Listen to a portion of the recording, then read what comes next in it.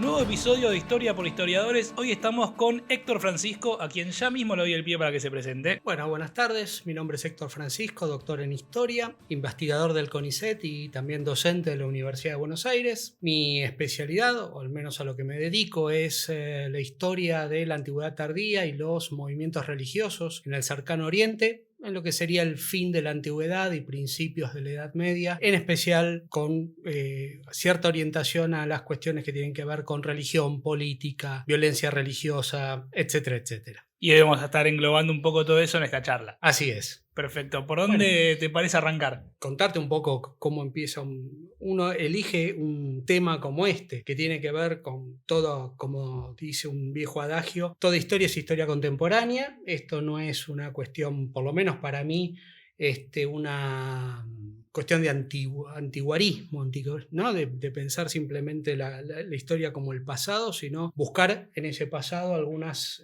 respuestas del presente. Creo que una de las cosas que caracteriza ya nuestro periodo, nuestra historia, en este momento histórico, es un poco la cuestión de la violencia religiosa, la intolerancia, y cuando hice mis primeros palotes en la investigación, hace unos cuantos años ya, me interesó justamente la cuestión de religión y política, tolerancia e intolerancia, y cómo las disputas en el mundo de la Antigüedad tardía, sobre todo en el Cercano Oriente, habían sido tan importantes. O sea, ¿por qué la religión podía llegar a movilizar tantas pasiones, podía llegar a movilizar tantos segmentos de la población y convertirse en violencia? Algo que para nosotros parece, desde nuestra perspectiva, un poco difícil de comprender. Pero si bien de nuestra perspectiva es difícil de comprender, es algo que hasta hoy en día sigue pasando. Y más, no quiero decir más que nunca, porque claramente no es más que nunca, pero está en los medios, lo vemos en todos lados, quizás no acá en Argentina, sí. Pero está pasando. Sí, justamente, a ver, desde nuestra perspectiva latinoamericana, en el siglo XXI, la violencia religiosa o las identidades religiosas como identidades primarias y que sean tan fuertes parecen difíciles de comprender. Sin embargo, hace 1500 años, cuestiones teológicas que para nosotros parecerían absolutamente teóricas o desvinculadas de la realidad, ¿no? Todos conocemos esa vieja frase, esto es un debate bizantino, ¿no? Como cualquier debate muy teórico que no tiene nada que ver con la realidad o con la experiencia de las personas, y sin embargo, en el mundo del Cercano Oriente o del mundo mediterráneo en la Antigüedad tardía, algunas definiciones teológicas parecían movilizar a grandes sectores de la población, y no eran meras cuestiones intelectuales, sino también que la gente tomaba partido de ellas. Bueno, y mi primera pregunta es, primero, ¿a qué época nos vamos a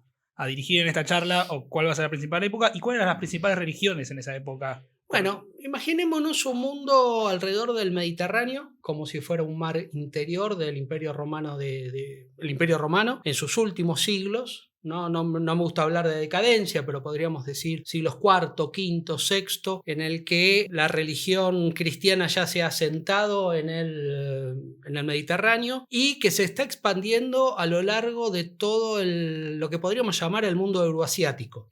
Imagínense que el cristianismo es una religión misional y que para el siglo VI ya abarca prácticamente desde Irlanda hasta China, y que esas comunidades cristianas tienen un montón de orientaciones y de repente, bueno, no tan de repente, pero progresivamente van desarrollándose una homogenización teológica que obedece mucho a la necesidad de pensar la religión como una especie de cemento social, ¿no? Donde la unanimidad, el cemento que une a todos los grupos de la sociedad, pasan por la religión. Entonces el cristianismo es una religión dominante, tal vez sea demasiado decirle mayoritaria, hay un montón, es un collage de opciones religiosas. Yo diría que no hay un cristianismo, hay muchos cristianismos, algunos reconocidos como ortodoxos, otros no, y un montón de comunidades religiosas a lo largo del Mediterráneo y en el mundo del Cercano Oriente. Estamos hablando, ¿no?, desde la India prácticamente hasta Egipto. Algunas religiones que hoy han desaparecido y que para nosotros nos parecen como una especie de cosa extraña, pero que sin embargo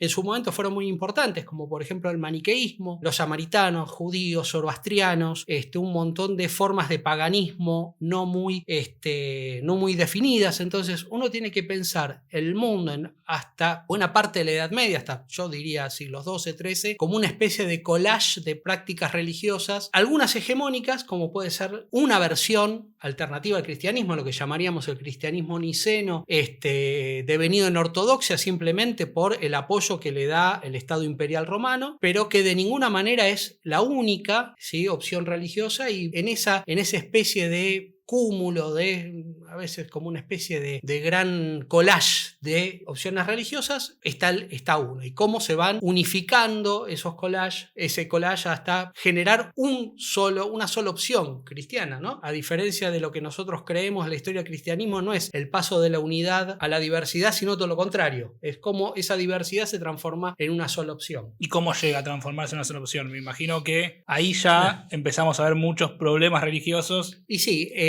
uno de los mecanismos que se va a desarrollar, obviamente, es el de los sínodos de la Iglesia. A partir del siglo IV, el sínodo o el concilio de Nicea, a veces se lo conoce mejor así, va a definir una opción de fe que va a decir lo que hoy muchos cristianos conocen como el credo, esa oración que es como una especie de definición de qué es lo que tiene que creer un cristiano para ser un cristiano, y que es el puntapié inicial de un proceso de homogenización, en donde se van a empezar a definir prácticas e ideas que son aceptadas o no. Y eso va a ser a lo largo de varios siglos. Muchos de estos sínodos, muchos de estos concilios van a ir homogeneizando y van a ir tomando cuestiones religiosas específicas, como puede ser, por ejemplo, definir quién es esta persona que es el Cristo encarnado. ¿Es Dios? ¿Es hombre? ¿Es una mezcla de ambas cosas? ¿Es una cosa diferente? Todas esas cuestiones van a ir desarrollándose muy lentamente, y lo paradójico de esto es que cada vez que se llega a un punto de acuerdo, eso dispara nuevas disidencias. Claro, sí. Entonces es como un efecto reproductor, ¿no? Ese camino a lo que se llama la ortodoxia, es decir, la recta fe para los cristianos, es que termina disparando. Cada vez que se define algo, cada vez que se resuelve un problema, abre la puerta a otros problemas. Entonces se necesita un nuevo sínodo, ese sínodo da una nueva definición de fe, esa definición sí. de fe de nuevo genera otros problemas, hasta que en algún momento, alrededor del siglo VIII, IX, por lo general para la tradición occidental, podríamos decir, y la tradición bizantina también, se cierra y dice, esto es la ortodoxia. A partir de acá, esto es lo que significa ser cristiano. Perfecto. Y nombrás la ortodoxia. Se forman estos nuevos ortodoxos y me imagino que había mucha gente que a todas esas nuevas ideas o esa englobación del cristianismo que hacían no estaban a favor. Uh-huh. O disentían en varias, no en todas, porque quizás en alguna, o por lo menos en una, y no tenían opción, era tómalo o déjalo, ¿no? Más o menos. Efectivamente, sí. En esta idea que yo decía medio reproductora, de cada vez que se fija una idea como ortodoxa, abre el camino para un montón de ideas nuevas disidencias, digamos. Efectivamente, a lo largo de este tiempo quedan un cúmulo de iglesias o de comunidades religiosas que no terminan aceptando la ortodoxia. Algunas van desapareciendo con el tiempo, se nos pierden, digamos, no tenemos fuentes, pero sabemos que existieron. Y otras han resultado hasta nuestros días. Yo que sé, en el cercano oriente, la mayoría de los cristianos hoy en día no pertenecen ni a la Iglesia Católica Romana ni a la Iglesia Ortodoxa griega, o sí la mayoría, pero hay un montón de comunidades que, aún reconociéndose cristianas, no aceptan muchas de las ideas de la Iglesia Católica o de la Iglesia Ortodoxa griega. En ese sentido, de nuevo, uno tiene que pensar que al principio de la Edad Media había una gran cantidad de iglesias que tenían sus propias prácticas, sus propias ideas, sus propias maneras de percibir el cristianismo, y que fueron perseguidas, ¿no? En ese sentido, la ortodoxia utilizó el brazo armado del Estado romano para unificar criterios.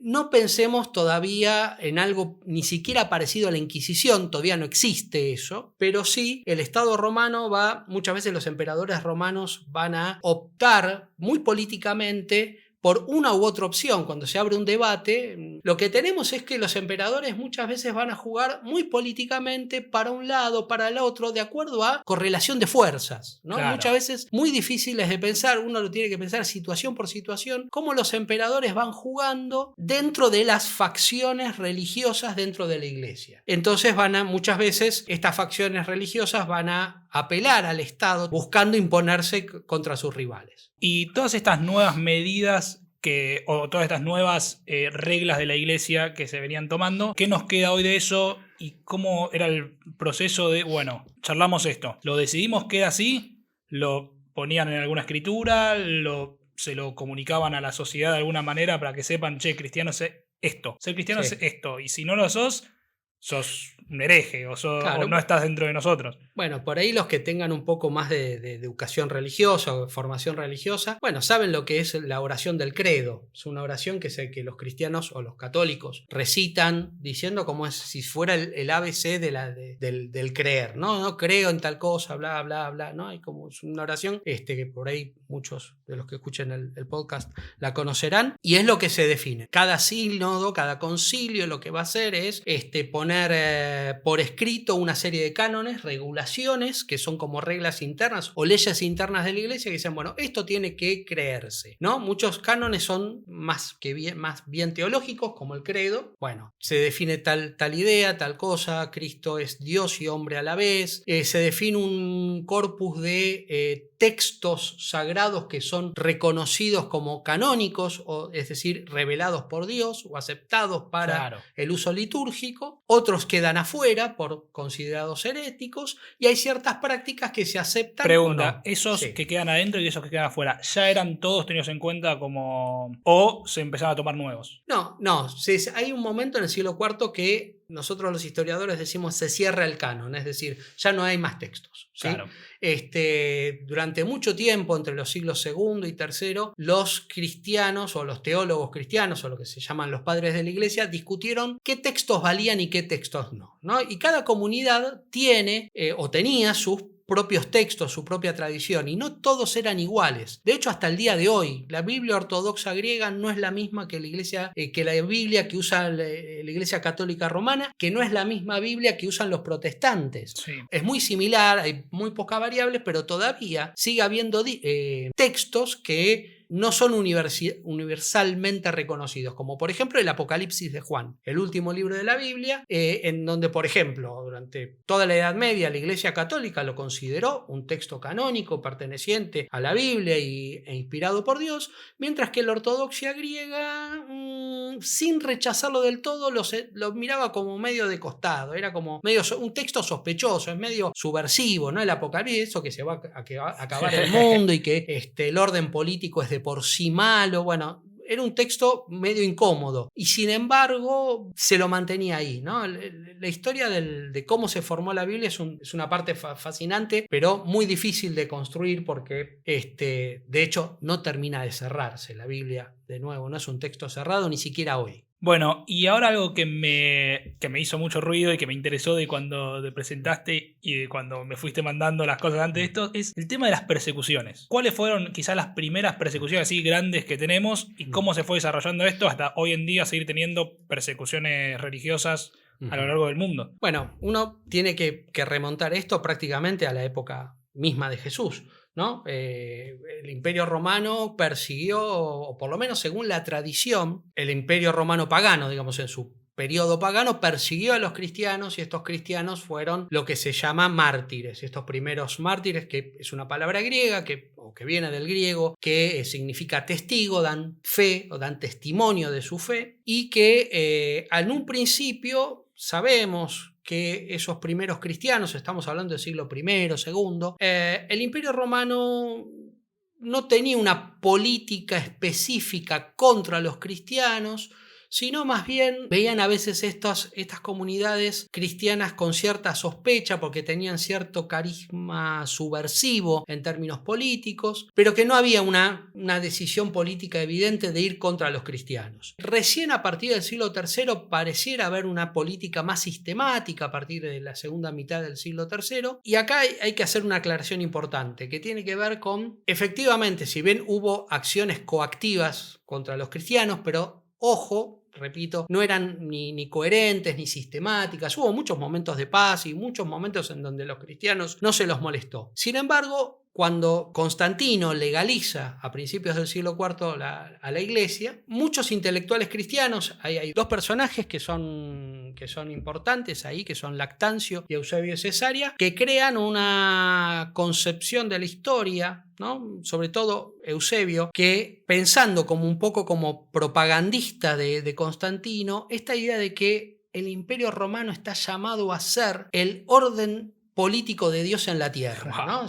Entonces, lo que crea es esta idea de que, bueno, justamente la aparición del Imperio Romano coincide con el nacimiento de Cristo, Augusto y Cristo en el siglo I, pero que hay una primera etapa de persecución que muchas veces estaba un poco, podríamos decir, exagerada por Eusebio y por Lactancio, sobre todo para demostrar o amplificar el triunfo de la iglesia cuando Constantino los legaliza. Entonces, hecha esta aclaración, hubo un periodo de persecuciones amplificado muchas veces por toda una literatura que surge en el siglo IV que narra las persecuciones que sufrieron los cristianos, cómo aceptaron las torturas y la muerte por su fe, y muchas veces terminan venciendo a sus mismos rivales, ¿no? Esta cosa de que a pesar de haber muerto, los mártires vencen a sus perseguidores, para demostrar que el Dios cristiano, ¿sí?, es superior a todos los dioses paganos y que sobre todo el Imperio Romano estaba llamado para cristianizarse. Entonces, la persecución, usando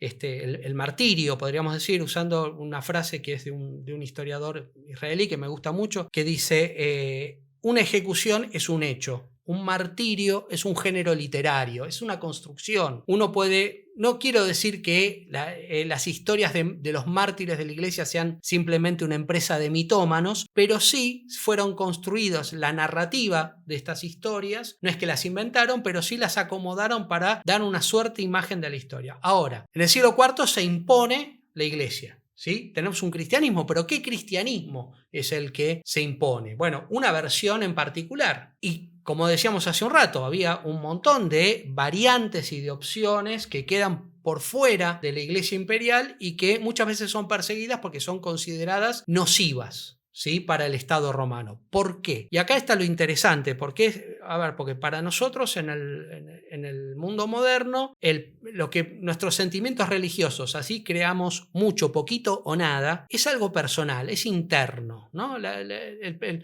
sentimiento religioso es algo que pertenece al fuero interno de las personas y no tiene espacio en la vida pública. Sin embargo, para los hombres de finales de la antigüedad y principios de la Edad Media, la religión era una cuestión colectiva. El destino del Imperio Romano dependía de su piedad, es decir, de su conexión con Dios. Entonces, lo que sería la herejía, es decir, la opción de adoración incorrecta, con ideas incorrectas hacia Dios, ponía en peligro al cuerpo social. No era una cuestión simplemente personal, no era que yo quiero creer lo que quiero creer. Eso es una concepción muy moderna que, en el mejor de los casos, la podemos pensar a partir del siglo XVIII para acá. Ahora, en el siglo IV, el decir Cristo no es Dios, ¿sí?, es un simple hombre, o es algo intermedio entre Dios y los hombres, no es una cuestión de preferencias personales, es poner en peligro al Imperio Romano. Al Imperio Romano, claro, todo el imperio. Claro, ¿Sí? Esa cosa de que, ¿sí?, si nosotros no adoramos, no le rezamos correctamente a Dios, el imperio se cae. Ahora, si esto lo conectás que en el siglo V tenés las invasiones bárbaras, bueno, el discurso cuadra perfecto, ¿sí? La aparición de la herejía, lo interesante es que lo usan tanto herejes como ortodoxos esto, pero muchas veces dice, bueno, la aparición de la herejía es la razón por la cual el imperio es derrotado por sus enemigos. Claro, y los herejes dicen, no, porque ustedes adoraron pésimo y yo tenía razón y ustedes son más que yo. Efectivamente, hay un autor, muy conocido, que es Nestorio de Constantinopla, que escribe por qué creo que son los vándalos, si no me acuerdo mal, saquean Roma. Dice, porque Roma cayó en la herejía. Y esto se traslada, si lo pensás, al siglo VII, cuando llegan los musulmanes, ¿sí?, con la mal llamada, usando comillas, la invasión islámica. ¿Por qué el Imperio Romano de Oriente es vencido por las fuerzas musulmanas? Bueno, una explicación para muchos cristianos es el imperio cayó en la herejía. Por eso Dios nos está castigando por la herejía del imperio, ¿no? Entonces resulta es lo único que nos falta a los argentinos, que hoy algún político decir caímos en herejía y ya caímos en herejía. Bueno, pero yo te diría que si uno busca, no debe haber más de uno que debe decir. Varios, sí. Si vos lo pensás poniéndonos políticos en la derecha evangélica religiosa, bueno, ¿cuántos asocian, por ejemplo, con las políticas de género, el aborto, y dicen, bueno, estas cosas están en contra del plan de Dios y nos pasan estas cosas porque, bueno, no sé claro. si después te lo vas a poner, pero en ese sentido, ¿sí? Ese pensamiento religioso de que Dios nos castiga por nuestros pecados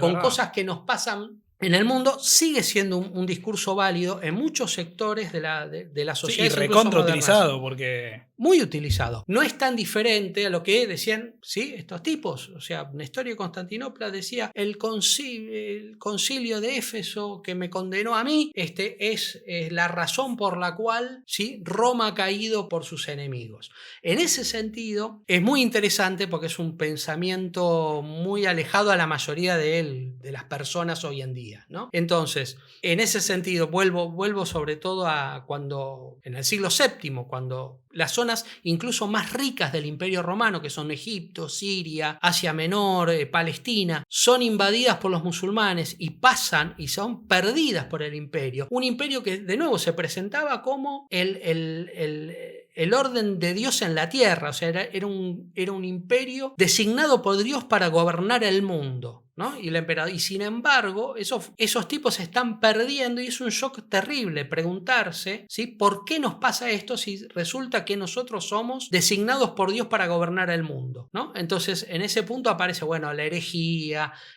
la falta de piedad, etcétera, etcétera. Además, me imagino algo ahí que ponen la invasión de los bárbaros o de los vándalos, que quizás era el Imperio Romano era un pueblo un poco más formado, un pueblo más armado, y lo que yo veo en las series o en las películas es que aparece una horda de brutos a matar a todos y a terminar con todo. Y es como, sí, es una descripción perfecta de, mira, son herejes y mira lo que nos trajeron. Claro, bueno, ese punto, incluso magnificado, porque incluso las invasiones bárbaras, nosotros tenemos una imagen...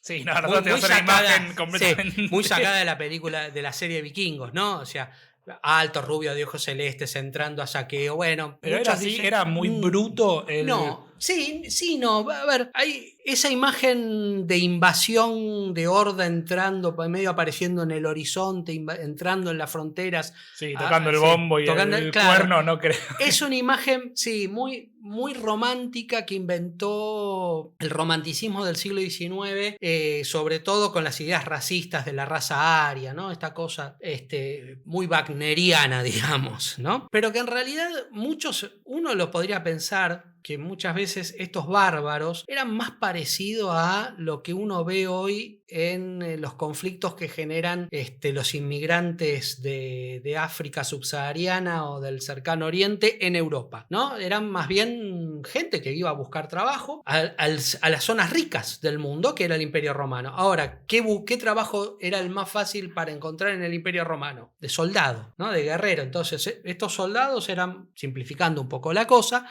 estos bárbaros en realidad no eran invasores victoriosos, sino más bien pueblos que estaban buscando, muchas veces empujados por otros pueblos, expulsados de sus propias tierras, buscando su lugar en un área rica, digamos, ¿no?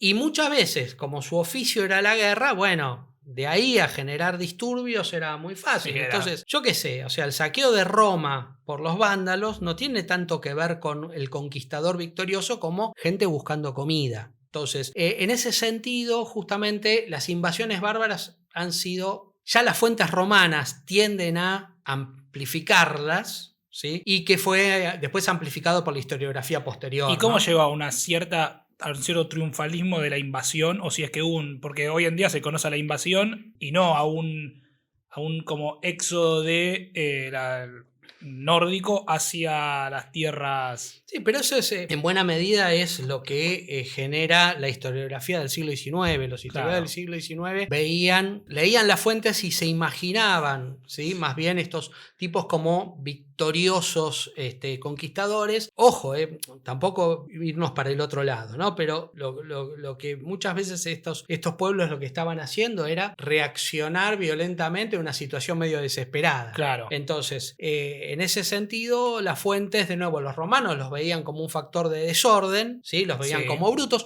Muchos de estos pueblos tampoco estaban muy integrados culturalmente a los romanos. O sea, muchas veces había mucho de prejuicio en los mismos romanos de tipos que ya se habían romanizado. Claro. ¿Sí? En términos culturales, ¿no? En ese sentido, hay una mezcla también de choque cultural, pero también de fuertes prejuicios. Bueno, además un choque religioso de que ante todo este orden que estamos teniendo no podemos aceptar a alguien que piensa distinto porque nos va a arruinar el pueblo. Uh-huh. Y ahí ya nombraste la invasión musulmana o la expansión musulmana y la mal llamada, no me acuerdo que nombraste, del Islam. ¿Cómo llegamos a eso? Bueno, es una cuestión muy, muy interesante. El Islam surge en un contexto relativamente marginal del mundo mediterráneo, en la península arábiga. Nosotros pensemos que en el siglo VII Arabia era una sociedad compleja que tenía como dos grandes núcleos culturales, ¿no? Las ciudades-estado del sur que vivían del comercio, sobre todo en el Índico, entre el Índico y el Mediterráneo. No eran sociedades absolutamente aisladas, todo lo contrario, estaban en el centro de las grandes rutas comerciales que iban desde la India a Roma, y después una sociedad en los alrededores de estas ciudades de pueblos nómadas. En esa mezcla compleja de que además tiene la incorporación de esta región y de estos pueblos a la lucha entre romanos y persas en la frontera, en donde ambos imperios empiezan a jugar buscando alianzas con estos pueblos. Hay una serie de cambios culturales que tiene que ver con una reestructuración de la sociedad árabe que en sus tensiones lleva a la aparición de un movimiento monoteísta, sincrético, basado en la idea de que Dios se ha manifestado a muchos profetas en la historia de la humanidad, entre ellos Abraham, Moisés, Jesús, y que llega a un último gran profeta que sería el sello de la revelación de Dios, que es Mahoma. En ese sentido, ese nuevo movimiento religioso hay que entenderlo como un movimiento religioso, social y político. Es crear un nuevo orden político que en el siglo VII se aprovecha del vacío de poder que hay después de una larga guerra entre romanos y persas en el cercano oriente. Vencen ambos imperios, ¿sí? Y establecen un nuevo orden político-religioso que reconoce e integra a las poblaciones del cercano oriente. Nosotros tenemos una imagen muy prejuiciosa, muy antiislámica, digamos, de la tolerancia religiosa de los musulmanes, que es todo lo contrario de lo que había sucedido. Los musulmanes no convierten violentamente a los pueblos que someten, sino que, bueno, básicamente los someten al pago de un impuesto, y reconocen la libertad de las poblaciones no musulmanas a practicar su religión. Es interesante porque es el primer ejemplo de tolerancia religiosa, claro, ¿sí? Que no tenían los romanos. Es más, muchas de las comunidades cristianas que habían sido perseguidos por la iglesia oficial de los romanos ven a los musulmanes, yo no diría como liberadores, pero sí como... Bueno, esto es mejor que los romanos, dice. Sí. Al fin y al cabo, estos tipos nos dejan practicar nuestra religión. Me dejan tranquilo. No hay ningún problema. Ciertas restricciones, obviamente. No todo es color de rosa, no lo vamos a romantizar, pero bueno, a cambio de un impuesto y de sumisión política. Había como un impuesto al no musulmán. Claro, se llama... Hasta el día de hoy en algunos países islámicos existe, que es la jizya, que es una especie, es un impuesto que cada no musulmán tiene que pagar al Estado, ¿sí?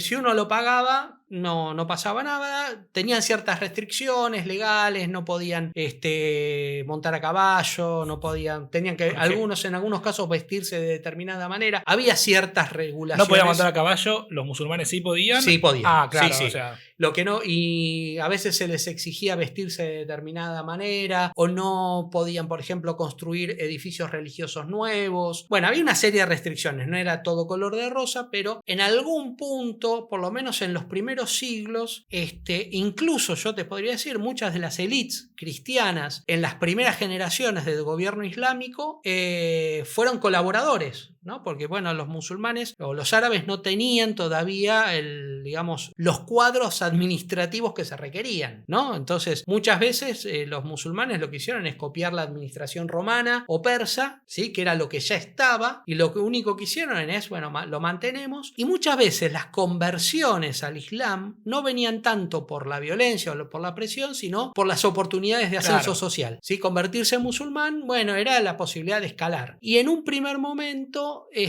los musulmanes no eran prejuiciosos con respecto a los conversos, ¿no? Cosa que sí, por ejemplo, tenían los cristianos. En ese sentido, el Islam significó en algún momento para muchas comunidades cristianas, no digo una mejora sustancial, pero no fue un cambio radical para ellos. En ese sentido, los cristianos, los judíos, los zoroastrianos que vivían bajo gobierno musulmán, se los consideraba pueblos, había una palabra que es zimis, que quiere decir algo así como protegidos, porque eran los pueblos del libro. Se los reconocía como pueblos que tenían, o religiones que tenían, parte de la revelación de Dios, aunque sea incompleta, mal, no importa, pero decían, bueno, hasta cierto punto ellos comparten la religión, digamos, la revelación de Dios. El problema era básicamente cuando con la idolatría, con el paganismo clásico. Ahí sí los musulmanes son intolerantes y destruyen, ¿sí?, las religiones paganas, digamos, el politeísmo, porque las otras religiones se las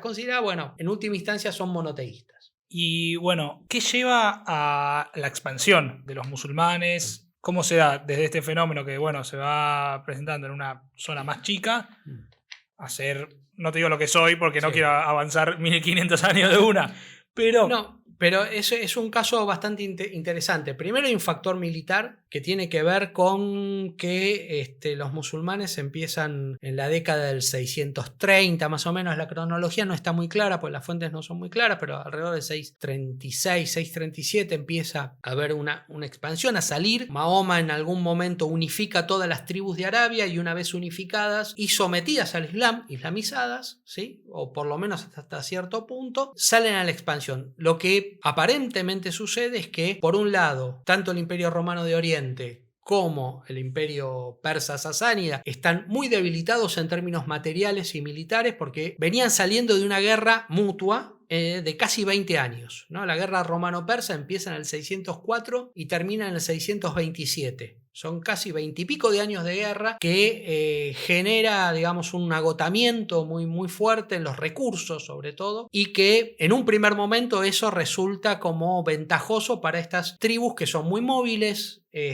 basadas en caballería ligera, con mucha capacidad de movilización y que, si bien son muy móviles, son muy pocos. ¿Sí? En ese sentido, podríamos decir que los primeros años de dominio islámico son más bien de vacío de poder, ¿sí? Desaparece el imperio, el aparato administrativo romano desaparece, pero no hay nada que lo reemplace fuertemente todavía, y de nuevo los musulmanes o los árabes no eran unos recién llegados. Hacía ya varias generaciones que habían estado formando parte de la política del cercano oriente, entonces no es un fenómeno nuevo. Era gente que ya estaban más o menos integrados a la política romana, entonces de alguna manera son menos novedosos de lo que parece. Bueno, ¿y qué lleva al Islam a ser primero un movimiento tan exitoso y tan expansivo?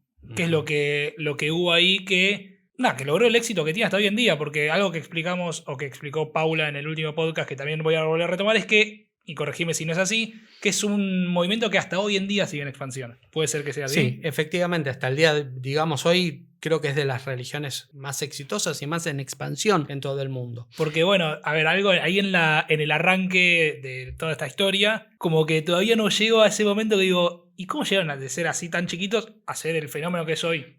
Una de las cosas que tal vez sea, no sé si la ventaja o por lo menos la virtud del Islam, es su capacidad de integrar a poblaciones y religiones de muy diversa índole. ¿Por qué digo esto? Porque el Islam en términos teológicos, a diferencia del cristianismo, que como decíamos hace un rato está lleno de discusiones teológicas, el Islam no requiere no exige grandes definiciones de fe. El monoteísmo, lo que se llaman los 5 pilares del Islam, las 5 exigencias bastan para ser un musulmán. Y en ese sentido, el Islam, como forma religiosa que marca no solamente una cuestión, de nuevo, religiosa, política y social, es una manera de vivir el Islam, implica mucho los comportamientos y no tanto las definiciones de fe interna, intelectuales. En ese sentido, el Islam es una religión que puede coexistir mucho en la diversidad, y esto pareciera casi a contramano de todo lo que se dice sobre el Islam, ¿no? Que es una religión fanática, despótica. Bueno, el Islam no puede coexistir con muchas divergencias en su interno. De hecho, el Islam, nosotros hablamos del Islam porque simplificamos. El Islam, de la misma manera que el cristianismo, no hay uno, hay muchísimos. Entonces, empezando por las 2 grandes corrientes, ¿no? Los sunitas y los chiitas. Dentro de cada grupo, de cada de estos 2 grandes corrientes, hay un montón de subcorrientes, muchas de ellas compatibles entre sí, otras que no. Todos se reconocen en última instancia como musulmanes. No es a diferencia del cristianismo que, bueno, protestantes no se juntan con ortodoxos, claro, no se juntan con católicos. El Islam tiene cierta, o tenía, o tuvo hasta cierto punto, en algún momento de su historia, eso cambia, y esa sería otra historia, tuvo cierta virtud de ser flexible a la hora de aceptar las diferencias, ¿no? Entonces, el Islam es un movimiento que se va desarrollando con el tiempo. Mahoma, digamos, pone los cimientos, ¿sí? La profecía de Mahoma pone los cimientos, pero que en realidad tiene una evolución de muchos siglos, ¿sí? Hasta lo que hoy conocemos como el Islam normativo, ¿sí? Va a tardar 1 o 2 siglos en terminar de formarse como tal. Bueno, y voy a hacer una última pregunta que creo que voy a hablar por todos los oyentes de esta pregunta, que quiero que expliques, porque lo nombraste mucho a Mahoma. Quiero que expliques la frase: si Mahoma no va a la montaña va a Mahoma, porque no la entiendo, la uso, digo, bueno, sí, si Mahoma no va a la montaña. Yo tampoco. Te reconozco, no es parte que yo sepa del discurso orientalista, es una manera de decir, bueno, si el importante no va a cierto lado, los que no somos importantes vamos a ella. Pero es como claro, algo inamovible como una montaña. No, bueno, no, en absoluto. No es algo que pasó. No. Ahí me declaro incompetente. Buenísimo. Bueno, como digo siempre, Héctor, si la gente llega hasta acá es porque le interesó lo que te hice a contar, así que vendete un poco. ¿Dónde podemos encontrar tus artículos, tu material? Bueno, hago un poco el chivo. Yo pertenezco a un instituto de investigación del CONICET que se llama el Instituto Multidisciplinario de Historia y Ciencias Humanas, que nuclea varias disciplinas, entre ellas la historia medieval. Ahí tenemos radicado un proyecto de investigación sobre religión y política y tolerancia religiosa en la Antigüedad Tardía. Ahí, en la página del Instituto Multidisciplinario de Historia y Ciencias Humanas, es un nombre largo, IMICIU, lo llamamos nosotros, pueden encontrar ahí en la página de CONICET publicaciones, tenemos libros, tenemos algunas publicaciones, por ejemplo, no solamente de historia, del grupo de investigación, que somos varios trabajando en estos temas. Yo apenas soy, digamos, la cabeza, podemos decir, visible de eso. Y así también, no sé, herramientas de estudio, por ejemplo, hace unos años publicamos una gramática del arameo. Bueno, varias cosas que por ahí no son muy glamorosas, pero tienen algún interés, o por lo menos nos pone humildemente orgullosos haberlas hecho. Buenísimo. Y ahora, antes de terminar, sí, una recomendación acaba de algún libro, alguna película, alguna serie, algún documental, o lo que vos quieras recomendar. A ver, hay pocas películas para el periodo, hay algunas muy interesantes. Yo creo que Ágora, con Rachel Weisz, creo que es una linda película, que es la historia de Hipatia de Alejandría. Es una muy linda historia. Hay muchos, literatura hay muchísima. Tendría que pensar, qué lástima que no lo pensé antes. Ay, tendría que pasártelo. Pásamelo si querés, paso, yo la porque tengo que aprender, porque siempre lo hago sorpresa y siempre me dicen: si me lo decías antes, tenía otra. Así que bueno, el próximo lo voy a avisar antes. Sí, no, porque sobre todo yo, que tengo muy mala memoria, estoy pensando, hay muchas cosas lindas. Bueno, hoy en la época de las redes sociales y con YouTube uno puede encontrar un montón de cosas interesantes para mirar y para perder un poquito el tiempo. Y seguramente cuando llegue a casa se me van a acordar, me voy a acordar de muchas y bueno. Estoy libre para que me mandes, así yo después las comparto también. Dale, perfecto. Buenísimo. Bueno, muchísimas gracias. No, Héctor. por favor, gracias a vos.